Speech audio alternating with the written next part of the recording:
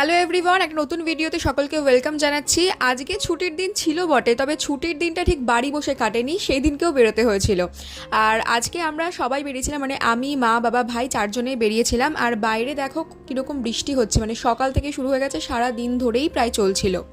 আমরা গেছিলাম ব্যারাকপুর দিশা আই হসপিটালে। আমরা চারজনেই আমাদের চোখের চেক আপটা করাতে গেছিলাম, বিকজ আমি, মার বাবা তো চশমা পরি, ভাইয়েরও একটু সমস্যা হচ্ছিল বলে ওরও চেক আপটা করিয়ে নেওয়া হলো। আমাদের অ্যাপয়েন্টমেন্ট আগে থেকেই নেওয়া ছিল, তো সমস্ত প্রসিডিওর করে ডক্টর দেখাতে যতটুকু সময় লাগে ততটুকু সময় লেগেছিল, খুব একটা বেশি দেরি হয়নি। সেখান থেকে আমরা চলে গেছিলাম আমার একটা দাদার বাড়িতে। দাদা আর্মিতে ছিল আর পাশেই তাদের কোয়ার্টার ছিল, তো ওখানে আমাদেরকে ইনভাইট করেছিল। আমরা গেছিলাম, আমাদের দিদি, জামাইবাবু সবাই গেছিলো সেখানে। দাদাদের কোয়ার্টারটা ছিল দোতলাতে, আর ভেতরটা এতটা সুন্দরভাবে ডেকোরেশন করা ছিল যে কি বলবো, পুরোটাই বৌদির হাতের ছোঁয়া আর কি। এরকম সাজানো গোছানো ঘর দেখতেও কিন্তু খুব সুন্দর লাগে, আর মন থেকে অনেকটা শান্তি লাগে আর কি। আমাদের পৌঁছতে পৌঁছতে প্রায় 2-2:30 মতো হয়ে গেছিল, তো একদম লাঞ্চের টাইমটাই আমরা ওখানে গিয়েছিলাম। আমাদের অনেক আগেই দিদি জামাইবাবুরা ওখানে পৌঁছে গেছিল, তো সবাই মিলে বসে ওখানে একটু আড্ডা হচ্ছিল। যাই হোক, সবার সাথে অনেক দিন পর দেখা হয়েছে, তো একটু আড্ডা তো হবেই।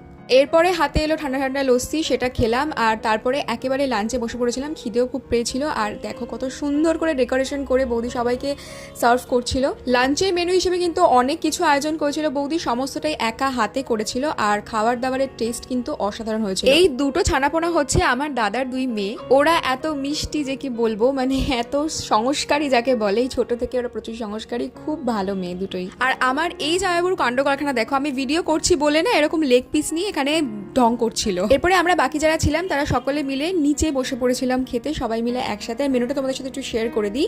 ছিল একটা চচ্চড়ি, তার সঙ্গে ছিল মাছের মাথা দিয়ে ডাল, বেগুন ভাজা, মাছ আর চিকেন। এর সঙ্গে ছিল হচ্ছে চাটনি, পাঁপড়, মিষ্টি। খাওয়া দাওয়ার পরে সবাই মিলে বসে বেশ একটু গল্প গুজব, আড্ডা, আর কি মজা ঠাট্টা সমস্ত কিছু হয়েছিল। এরপরে সন্ধ্যেবেলা বৌদি আবার সবাইকে 1 কাপ করে কফিও খাইয়েছিল, কফিটা খুব সুন্দর হয়েছিল। এরপরে যেহেতু রাত হয়ে যাচ্ছে, বাড়িও ফিরতে হবে, সেই জন্য তাড়াহুড়ো করে আমরা রেডি হয়েছিলাম। সেই দিনের বৃষ্টিটা কিন্তু একেবারেই থামেনি, একটু একটু করে হয়েই যাচ্ছিল।